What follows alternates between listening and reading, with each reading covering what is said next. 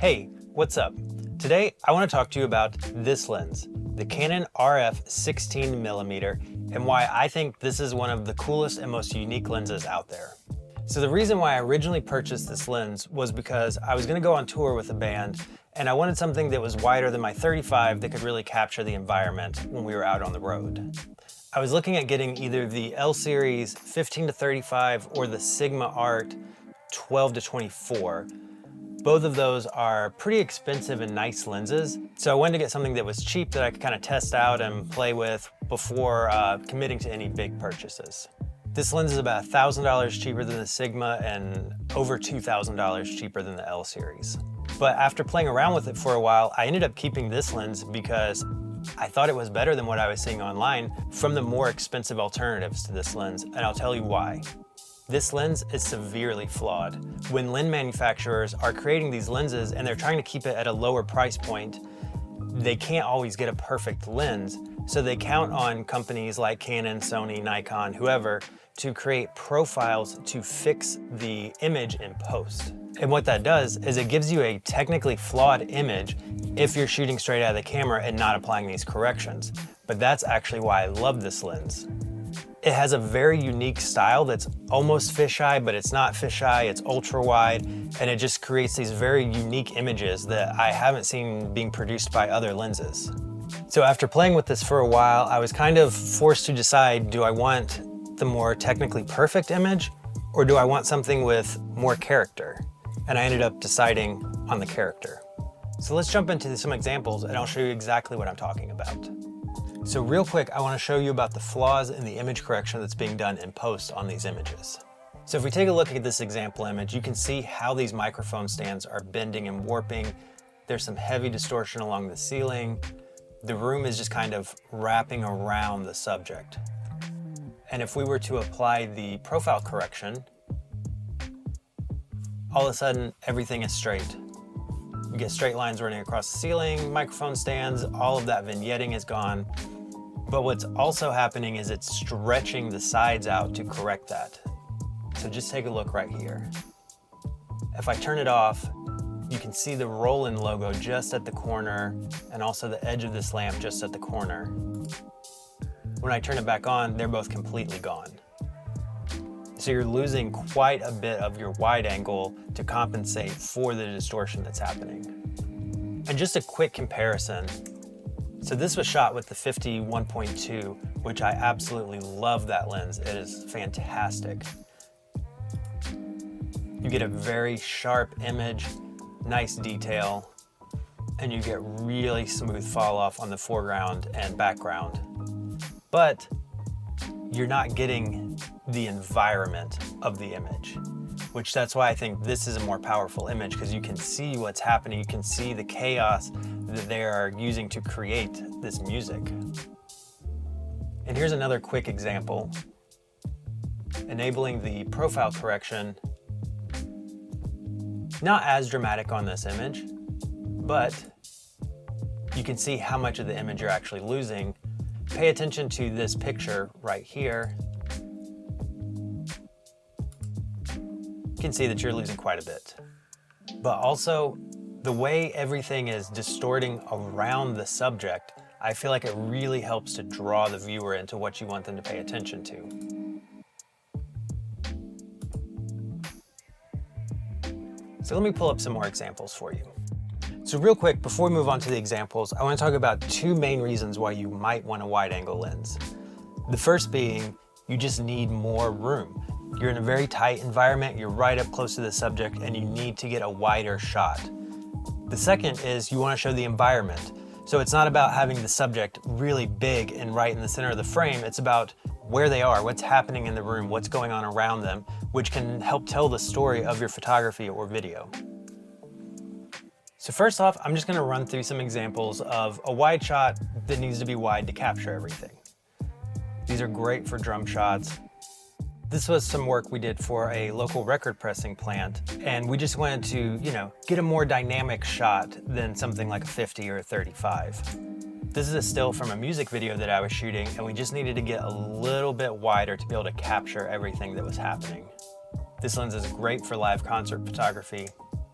It's also great for group portraits, more music, just really being able to make the subject look larger than life. Great for drum shots because there's so much on a drum set. Trying to capture that with a more normal focal length is just almost impossible in some situations. Here's another group portrait I did for a band. So now let's look at some quick examples of more environmental shots. This is an in-studio shot and you can see just everything that's happening around him. All his pedals, keyboards, guitars, drums in the background. It really places him in the environment.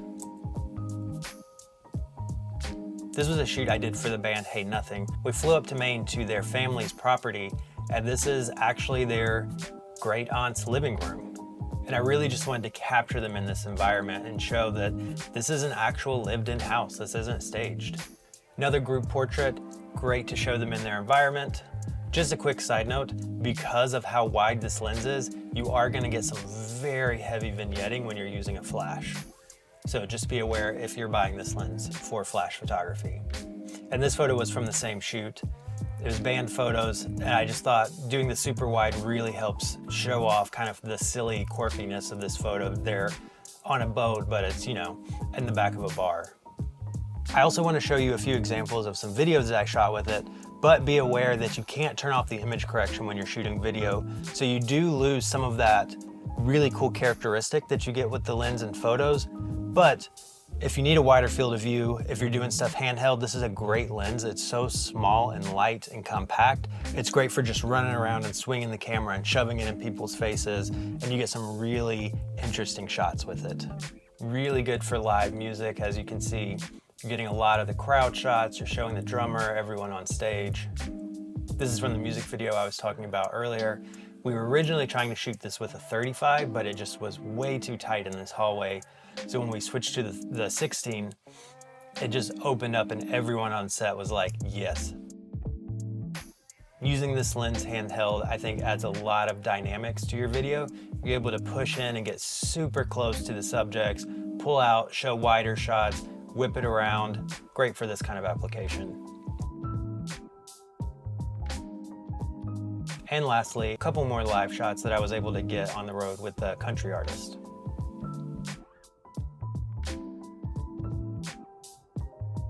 So I want to go over some pros and cons with this lens.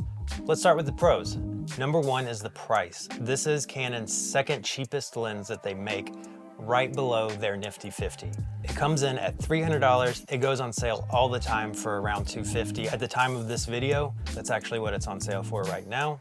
Number two, the look, which we've gone over. You just can't get this look with the higher end lenses because they are too perfect. The size. This is 165 grams and under 2 inches. Let me throw this on the camera real quick so you can see how small it is. I've got it mounted on my R5 right now, and you can see this thing is tiny. It's so inconspicuous. It's great if you've got to carry it for long periods of time, or you just want something that you can throw in your bag real easy. So now on to some of the cons. First off, the build quality. It is an all plastic construction, but it does have a metal lens mount, which is a nice touch. The second con I'm going to talk about is an issue that I'm having. It has a control ring and focus switch. So theoretically, your control ring should turn into your focus ring whenever you flick the switch. It does not do that on my camera. I've checked through all the settings. I can't figure out why. If you know, leave a comment below. But what that requires is you to go into your settings and switch from autofocus to manual focus for it to actually switch to manual focus. But with it being such a wide lens, you're getting a lot in focus, so it is a little hard to tell if it misses just a little bit, but like any lens, if it misses the focus enough, you can definitely tell. And it would be nice to just be able to flick the switch, go to manual, and flick it back. Next con isn't like a huge deal, but it can be a little annoying. It has a very small filter thread. I don't know if you can see that, but it is a 43 millimeter, which is tiny. So if you're trying to use any kind of adapters, you're gonna have to use step-up rings. and you're gonna have a massive filter just sitting on the end of this little tiny lens. But I will also say, if you've used super wide lenses before, you know that they can be kind of bulbous on the end, but this is actually flat with filter threads, so you can attach filters unlike some wide angle lenses. Not really a con considering the size and price of this, but it is a 2.8. I would love to see this lens in a 1.8 just because I primarily work in a lot of darker environments, which means I have to crank up the ISO quite a bit sometimes to be able to use it. Now, who do I think this lens is for? If you liked the photo examples that I showed you, if you like that cool kind of little bit of barrel distortion, pseudo fisheye look, perfect lens for that. Honestly, can't think of any other lens that gives you the same look. If you're looking to test out a super wide like I am, it's a very cheap option before you invest a lot of money. And if you have a crop sensor camera, this is gonna give you about a 25mm equivalent, which if you're new to filmmaking, 24 is a go-to for a lot of filmmakers, so you're hitting that sweet spot with a 2.8 aperture.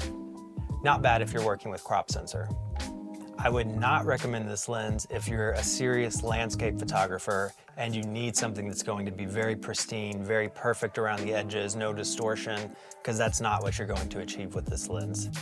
And this also isn't my go-to lens for anything that needs to be a little more clinical, let's say. Talking head interviews, corporate type work. I'm gonna go for maybe the 24-70 and then just step back a little bit if I need to show more. I don't think that this would quite cut it on a more serious production. And just something that I've noticed that you probably have too as filmmakers is we've gotten to a point with digital cameras where everything is perfect. We're getting super crispy 4K footage. We're getting insanely sharp lenses. We're getting picture quality that just like we couldn't have dreamt of 10 years ago on consumer level equipment. But we've kind of lost what was unique about film and about old lenses that weren't perfect, and it's just kind of the quality you get with older gear.